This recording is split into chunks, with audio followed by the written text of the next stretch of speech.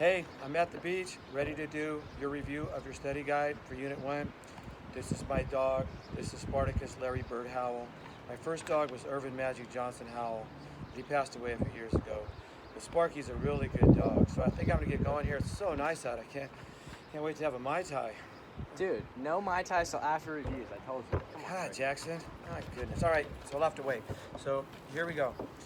Exam 1. It says know how to do time problems.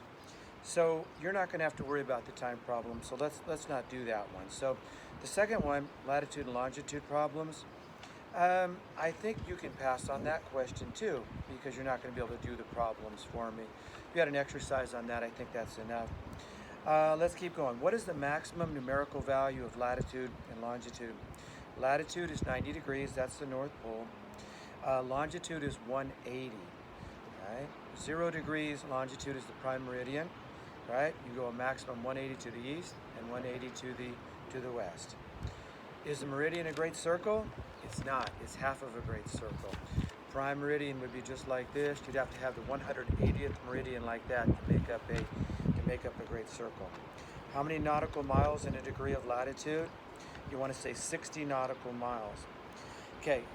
In this question here, know how to convert Fahrenheit to Celsius and vice versa. Just write the formulas down for me.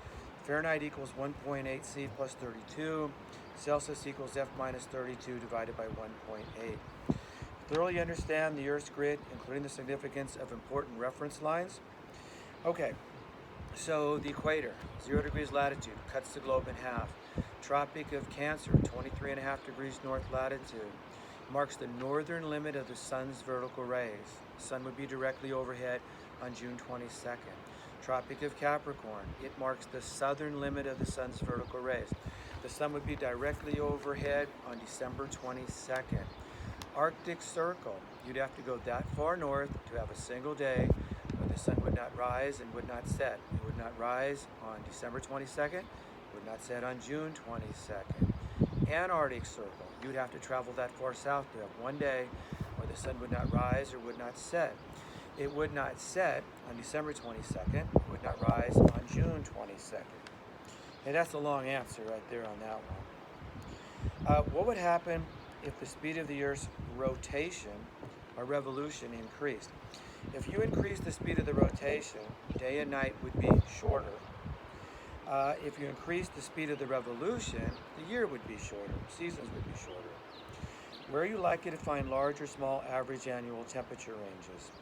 The smallest average annual temperature ranges would be over water near the equator, because water heats and cools very slowly compared to land. And near the equator, day and night are roughly equal, and the sun's vertical rays are just about always overhead. The largest average annual temperature range would be like in the middle of Eurasia, away from a large body of water. Perihelion is when we are closest to the sun in the Earth's elliptical orbit around the sun. So we are actually closest to the sun. This may sound weird to you, but this would be in early January.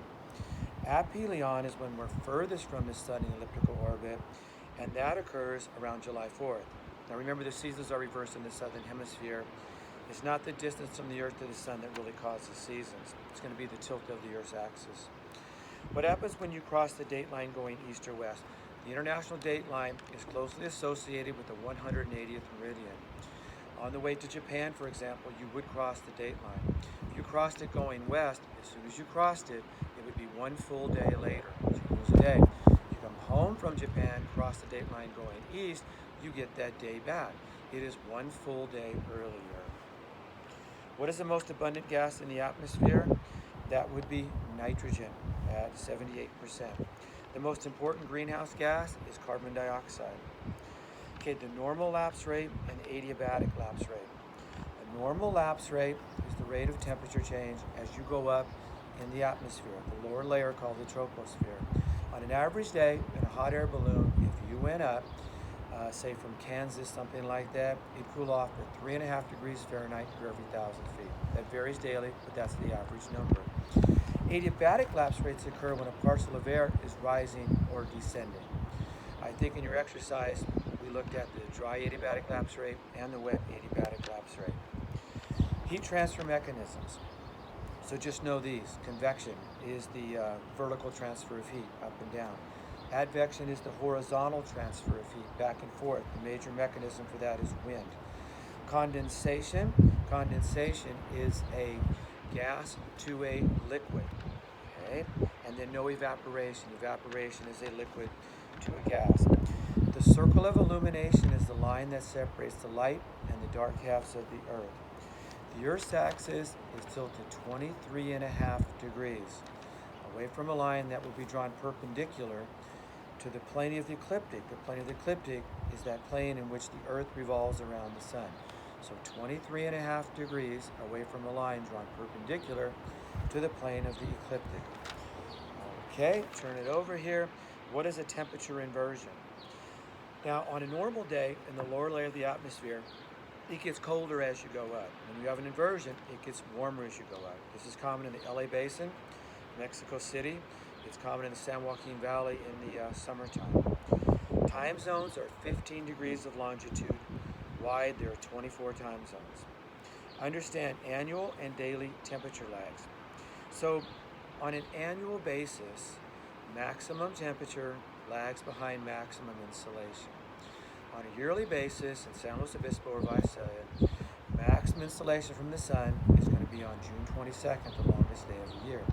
It usually gets the warmest about 4 to 5 weeks later. Now, you guys in the Central Valley, you know that for sure. Right? It gets the warmest at the end of July and early August. Now, on a daily basis, generally maximum insolation from the sun is about noon, but it gets the warmest about 3 or 4, or in the Central Valley sometimes 5 at night.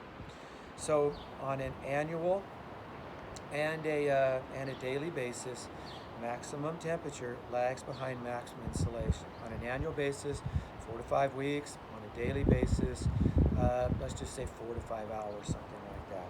So again, on an annual and a daily basis, maximum temperature lags behind maximum insolation. Daily basis, 4 to 5 hours. Annual basis, 4 to 5 weeks. Where is the distance around the Earth the greatest? You want to say that is at the equator. It's about 24,900 miles. What heats and cools more rapidly, land or water? It's definitely land, because the energy gets focused on the top few inches of the land. That land can heat up quickly and cool off quickly. Whereas the water is transparent. The energy goes down in deeper, gets mixed around by currents. It takes longer to heat up a large body of water and longer to cool it off. Okay? Is every degree of longitude equal all over the globe? It is not. The meridians, the longitude lines, get closer as they move towards the poles where they become a point.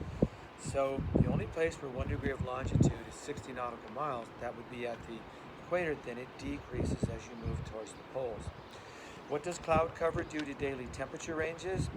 It reduces the daily temperature range. It allows less energy from the sun to make it to the Earth, and it traps the energy coming back from the Earth effectively. The Earth's heat energy budget? Let's not worry about that question, okay? That'd be a little complicated to do in a short period of time. Where's the international date line located? Closely associated with the 180th meridian. Isotherms are lines that connect points of equal average temperature. They generally run east-west. They run across the map. What direction does the Earth rotate? It rotates counterclockwise when viewing the North Pole. Okay? It rotates from west to east, or counterclockwise viewing the North Pole. It rotates about 15 degrees per hour of longitude. And what causes seasons? Basically, you're going to say it's the tilt of the Earth's axis.